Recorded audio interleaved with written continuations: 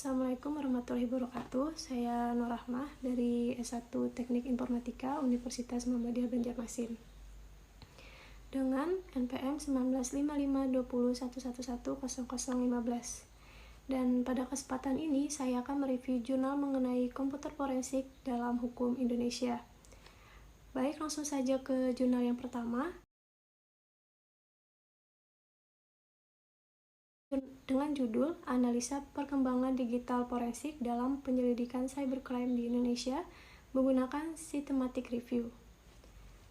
Pada jurnal ini, penelitian bertujuan untuk mengetahui perkembangan digital forensik di Indonesia dalam penyelidikan cybercrime, sehingga perlu dilakukan sebuah studi dengan menggunakan model penelusuran agar dapat memperoleh informasi yang akurat.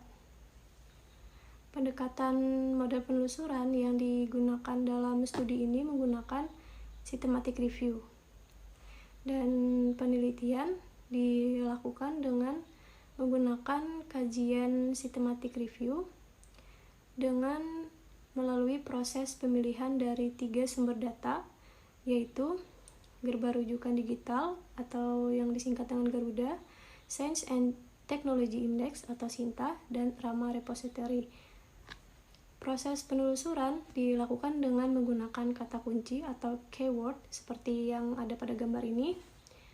Dan seperti pada di gambar, proses pencarian keyword pada database tersebut yaitu digital forensik, live forensik, network forensik, komputer forensik, mobile forensik, dan database forensik. Pada saat penelusuran semua kata kunci tersebut diketik menggunakan huruf kecil tanpa menggunakan tanda petik, dan setiap kata dipisah dengan spasi dan tidak menggunakan filter. Ini bertujuan untuk mendapat jurnal yang berhubungan dengan kata kunci tersebut. Dari hasil penelusuran, jurnal yang dilakukan pada database di 3 sumber Garda Rujukan Digital, Science and Technology Index, dan Rama Repository tadi dapat dilihat pada grafik hasil pencarian database dengan metode systematic review. Ini didapatkan hasil 141 tulisan yang membahas topik forensik, 38 tulisan yang membahas digital forensik, 18 tulisan yang membahas live forensik, 16 tulisan yang membahas network forensik, 2 tulisan yang membahas komputer forensik, 15 tulisan yang membahas mobile forensik, dan 2 tulisan yang membahas database forensik.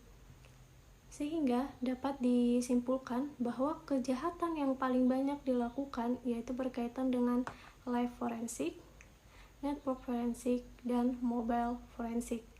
Sedangkan untuk penanganan kasus komputer forensik dan database forensik yang sangat sedikit dibahas tentang 2 topik tersebut di 3 sumber database tadi, yaitu di Garuda, di SINTA, dan di Rama Repository.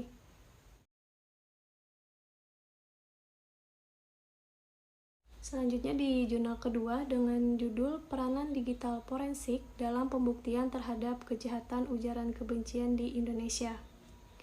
Pada penulisan jurnal ini bertujuan untuk mengetahui kebijakan pidana terkait sanksi dan penegakan hukum terhadap pelaku kejahatan cyber di Indonesia, dan untuk mengetahui peranan digital forensik dalam pembuktian di pengadilan guna mengungkap pelaku kejahatan. Dalam penelitian ini, data yang diperoleh dengan melakukan inventarisasi sekaligus mengkaji dari penelitian studi kepustakaan, aturan perundang-undangan beserta dokumen-dokumen yang dapat membantu menafsirkan norma tersebut dalam mengumpulkan data. Kemudian data itu diolah dan dianalisis untuk menjawab permasalahan yang diteliti. Dan untuk metode yang digunakan dalam penelitian ini adalah penelitian hukum normatif yang dengan maksud untuk memberikan argumentasi hukum sebagai dasar penentu apakah suatu peristiwa telah benar atau salah, serta bagaimana sebaiknya peristiwa itu menurut hukum. Dalam penulisan digunakan pendekatan perundang-undangan dan pendekatan konseptual. Dan juga adapun kriteria ujaran kebencian dapat menunjuk pada Kitab Undang-Undang Hukum Pidana atau KUHP dan ketentuan pidana lainnya di luar KUHP yang berbentuk antara lain seperti penghinaan, pencemaran nama baik, penistaan, perbuatan tidak menyenangkan, memprovokasi, menghasut, dan penyebaran berita bohong.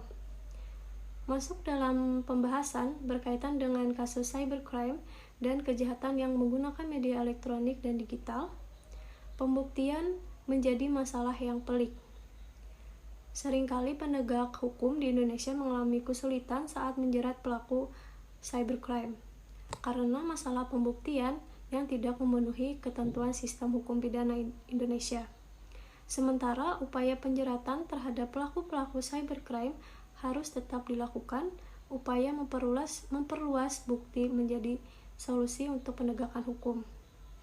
Digital forensik sebagai metode ilmiah memegang peranan penting dalam sebuah proses pembuktian perkara pidana sehingga kedudukannya dalam hukum pembuktian di Indonesia merupakan salah satu yang menjadi parameter. Bukti sebagai alat bukti langsung, melainkan sebuah metode yang diaplikasikan oleh seorang ahli guna membantu penegakan hukum dalam rangka penegakan hukum. Maka peranan digital forensik dalam hukum pembuktian tindak pidana ujaran kebencian dengan menggunakan media cyber ditandai dengan adanya 6 parameter hukum pembuktian, yaitu teori pembuktian, alat-alat bukti, cara menyampaikan alat bukti, pembagian beban pembuktian, kekuatan pembuktian, dan bukti minimum. Apabila melihat ke-6 parameter hukum pembuktian tersebut, maka jika dihubungkan dengan digital forensik, sangat jelas kalau digital forensik adalah merupakan parameter yang mengenai bagaimana alat-alat bukti itu diajukan di depan sidang pengadilan. Bukti elektronik mulai diakui untuk umum dan diatur syarat-syarat sahnya dalam Undang-Undang Nomor 11 Tahun 2008 yang kemudian diperbaharui dengan Undang-Undang Nomor 19 Tahun 2016 dengan informasi dan transaksi elektronik atau disebut dengan Undang-Undang ITE Pasal 5 Ayat 1 Undang-Undang ITE yang menegaskan informasi elektronik dan alat elektronik atau hasil cetaknya merupakan alat bukti hukum yang sah.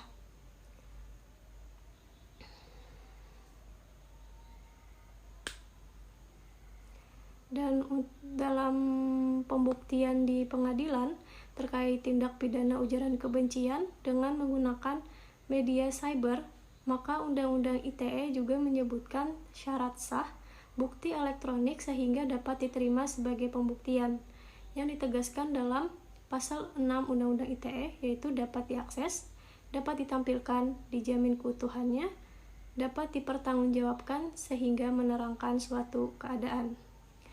Kewajiban pemenuhan syarat sahnya bukti elektronik tersebut bersifat mutlak, sebagaimana ditegaskan Pasal 5 Ayat 3 Undang-Undang ITE, sehingga tidak terpenuhi salah satunya, maka bukti elektronik menjadi tidak sah sebagai alat bukti persidangan.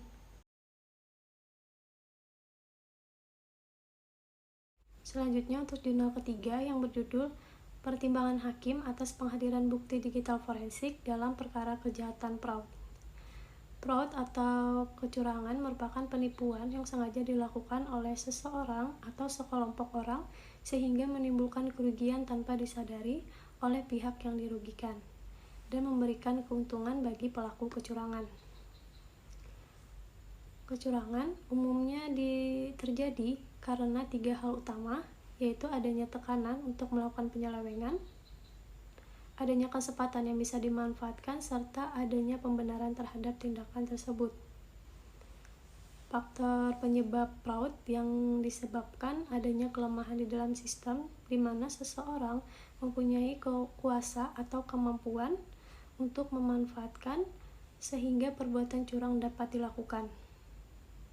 Dan dalam kasus fraud, dalam perkara cybercrime, majelis hakim membutuhkan alat bukti digital dan peran saksi ahli dalam menguatkan peran kedudukan alat bukti digital tersebut karena dalam pasal 1 angka 1 dan angka 4 Undang-Undang Nomor 11 Tahun 2008 menjelaskan bahwa informasi elektronik dan dokumen elektronik hanya bisa dipahami oleh orang yang mampu memahaminya. Orang yang mampu memahaminya berarti mempunyai keahlian dalam bidang informasi dan transaksi elektronik. Dalam hal ini disebut sebagai saksi ahli. Karena kedudukan alat bukti digital dalam putusan mempengaruhi pertimbangan hakim untuk membuat putusan. Alat bukti digital dalam informasi elektronik dan atau dokumen elektronik yang memenuhi persyaratan formil dan persyaratan material yang diatur dalam Undang-Undang Nomor 11 Tahun 2008 tentang informasi dan transaksi elektronik. Dan alat bukti digital adalah informasi elektronik dan atau dokumen elektronik yang memenuhi persyaratan formil dan persyaratan material yang diatur dalam Undang-Undang Nomor 11 Tahun 2008 tentang informasi dan transaksi elektronik. Barang bukti dapat dikatakan alat bukti digital karena berbentuk informasi elektronik dan atau dokumen elektronik yang sesuai dengan kriteria pada pasal 1 angka 1 dan angka 4 Undang-Undang Nomor 11 Tahun 2008 yang meliputi tulisan, suara, gambar, peta, rancangan, foto, electronic data interchange, surat elektronik, telegram, telekopi, dan sejenisnya. Huruf, tanda, angka, kode, akses, simbol, atau perforasi yang telah diolah yang memiliki arti atau dapat dipahami oleh orang yang mampu memahaminya. Alat bukti yang mempunyai kedudukan untuk menjelaskan suatu tindak cybercrime yang mungkin dilakukan oleh tersangka, sehingga alat bukti digital ini memperjelas fakta yang terjadi dengan dukungan alat bukti lainnya. Selanjutnya, jurnal keempat yang berjudul Peranan Ilmu Digital Forensik terhadap Penyidikan Kasus Peretasan Website. Fokus penelitian ini bertujuan untuk mengkaji penerapan ilmu digital forensik yang dilakukan oleh penyidik dalam mendukung proses investigasi suatu perkara untuk mencari alat bukti dengan waktu yang relatif cepat dan tepat, serta mengungkapkan alasan dan motivasi atas tindakan yang dilakukan oleh pelaku peretasan website. Salah satu bagian dari ilmu forensik adalah forensik digital yang cangkupannya adalah penemuan hasil investigasi data yang telah ditemukan dalam perangkat digital seperti komputer, handphone, dan lainnya. Berbeda dari forensik pada umumnya, digital forensik atau komputer forensik adalah kegiatan ilmiah dalam melakukan pengumpulan serta analisa data dari berbagai sumber daya komputer atau perangkat digital lainnya yang mencangkup pada sistem komputer, jaringan komputer, jalur komunikasi, dan dalam bentuk fisik maupun non-fisik, serta berbagai media penyimpanan data yang dianggap layak untuk diajukan dalam persidangan sebagai alat bukti penunjang proses penyelesaian perkara pidana. Mempengaruhi proses penerapan digital forensik dalam penyidikan peretasan website dalam melakukan pencarian bukti-bukti digital. Seorang ahli forensik tersebut harus memahami dan mengikuti prosedur-prosedur mengenai ilmu komputer dan ilmu hukum yang diakui secara nasional maupun internasional.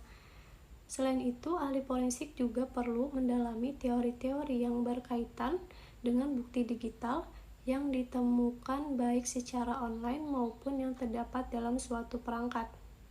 Dan ahli forensik harus memahami penggunaan software atau aplikasi forensik untuk mencari bukti-bukti digital tersebut dengan tepat dan akurat. Sehingga ahli forensik harus memiliki ilmu yang berkompeten secara khusus dan memiliki pengalaman dalam hal melakukan investigasi ilmu digital forensik tersebut.